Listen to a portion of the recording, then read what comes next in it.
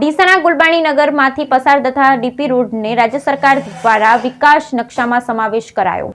20થી વધુ સોસાયટીના રહીશોએ સાથે મળી વિજયોત્સવ મનાવ્યો। ડીસા વોર્ડ નંબર 2ના ગુલબાણી નગર સોસાયટીમાંથી પસાર થતા ડીપી રોડને લઈ છેલ્લા કેટલાય સમયથી વાદ વિવાદ ચાલી રહ્યો હતો, જ્યારે હવે ગુલબાણી નગર સોસાયટીથી પસાર થતા ડીપી રોડ સર્વે નંબર 102, 103, 104 અને 106 ને લઈ રાજ્ય સરકારે એક મહત્વનો નિર્ણય કર્યો છે। ડીપી રોડને દ્વિતીય વિકાસ નકશામાં સમાવેશ કરવામાં આવ્યો, જેને વર્ષોથી ડીપી રોડને લઈને લડાઈ લડતા આંદોલનકારીઓમાં આનંદની લાગણી પ્રસરી જવા પામી। ત્યારે આજે વોર્ડ નંબર 2ના સદસ્ય, પાલિકાના ઉપપ્રમુખ સહિત ડીપી રોડને લઈ આંદોલન ચલાવતા શૈલેષભાઈ રાયગોરની ઉપસ્થિતિમાં 20થી વધુ સોસાયટીના રહીશોએ સાથે મળી વિજયોત્સવ મનાવ્યો હતો। એકબીજાને મીઠાઈ ખવડાવી, ફટાકડા ફોડી, આતિશબાજી કરી ડીપી રોડને વિકાસ નકશામાં સમાવેશ કરતા રાજ્યના મુખ્યમંત્રી ભૂપેન્દ્ર પટેલ, ધારાસભ્ય પ્રવીણભાઈ માળી સહિત પાલિકા પ્રમુખ નીતાબેન નિલેશભાઈ ઠક્કર, વોર્ડ નંબર 2ના સદસ્ય શૈલેષભાઈ રાયગોરનો આભાર વ્યક્ત કરવામાં આવ્યો।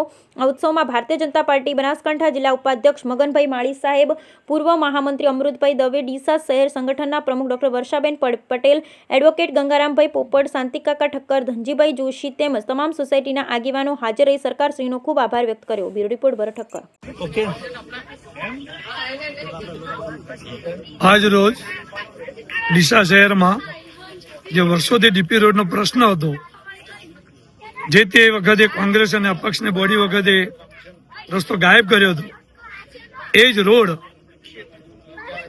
સર્વે નંબર 102, 103 અને 104 માં ભારતીય જનતા પાર્ટીની સરકારે ડીસા નગરપાલિકાના વિકાસ નકશામાં એની મહોર મારી અને એ રસ્તો ફરીથી પ્રસ્તાવિત કર્યો છે। તે બદલ ગુજરાત રાજ્યના મુખ્યમંત્રી શ્રી ભૂપેન્દ્રભાઈ પટેલ અને ડીસા તાલુકાના લોકપ્રિય ધારાસભ્ય પ્રવીણભાઈ માળીનો આ 18 થી 20 સોસાયટી વતી એમનો અમે ખૂબ ખૂબ આભાર વ્યક્ત કરીએ છીએ। આજે એની ખુશીમાં અહીંયા એરિયાના તમામ મોં મીઠું કરાઈ આનંદ નો એક અભિનંદન ઉત્સવ ઉજવવામાં આવ્યો હતો।